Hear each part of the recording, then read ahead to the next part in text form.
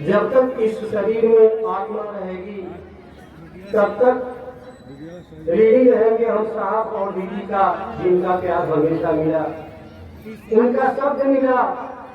आज तो अनेकों अनेक तरह के बैनर लगते हैं, पोस्टर लगते हैं।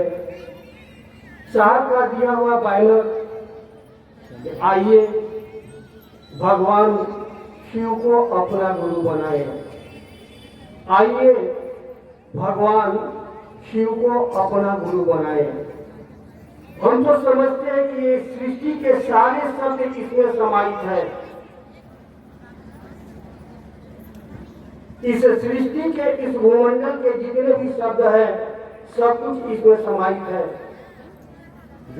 साहब ने स्पष्ट कहा कि जब भगवान गुरु है तो भगवान को ही गुरु बनाया जाए। और भगवान शब्द 4 शब्दों का होता है। विचार कीजिए, भगवान शब्द जो है 4 शब्दों से होता है। भ का मतलब भूमि, भ का मतलब भूमि और ग का मतलब गगन, वा का मतलब वायु, अन्न का मतलब नीर, भ का मतलब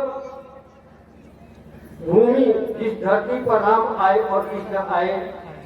ग का मतलब जो है आकाश होता है, जिसे गगन कहते हैं। व का मतलब वायु, जिस हवा को हम लोग बारंबार लेते हैं और छोड़ते हैं। अन्न का मतलब नीर यानी जल, जिस जल को हम और आप सेवन करते हैं। ये शब्द जो बना,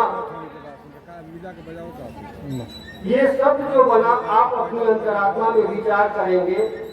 ये धरती और आकाश, हवा और जल, जिनके बल पर हम आप जी रहे हैं, आनंद ले रहे हैं, इस धरती पर पल प्रतिपल अच्छा बुरा सारे कर्म कर रहे हैं। और इसे सबको बनाने वाला साहब ने बताया शिव, जो समस्त अग्नियों का धारक है। उनसे बड़ा कोई अग्नि का वेग नहीं है। जो तमाम बिजलियों की शक्ति रखता है, जो तमाम पावर रखता है, वह शिव है। और उन्हीं के द्वारा इस भूमंडल पर सारे पावर हमारे और आपके अंदर मौजूद है। और उन्हीं की इच्छा से हमारी सारी शक्तियां, हमारे सारे इच्छा संपन्न होते हैं। और यह देने वाले, हम लोगों को आनंदित करने वाले साहब हरिदानंद के चरणों में मेरा बारंबार प्रणाम है।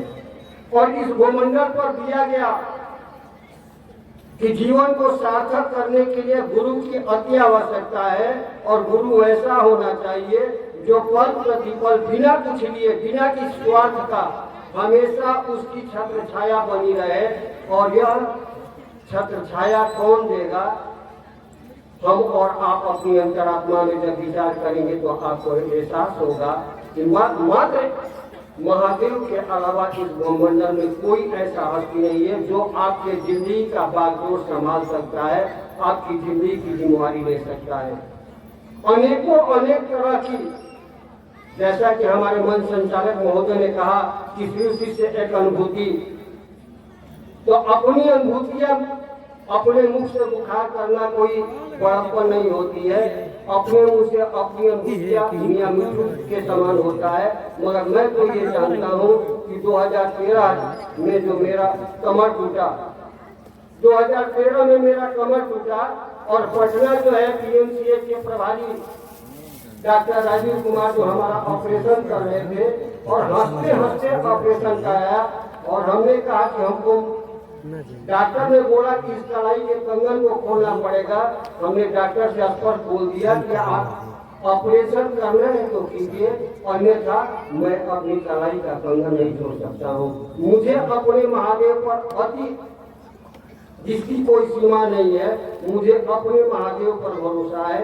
और उस महादेव की ऐसी आसीम गया, जिसका कमर टूटा हो, जिसका दोनों पांव का एड़ी टूटा हो, जिनका दोनों बांह टूटा हो, रीढ़ की हड्डी टूटी हो, और ऐसे आज 70 साल से उम्र पार कर रहा है। और महादेव की ऐसी आसीम गया है कि मेरा सहारा तो महादेव है।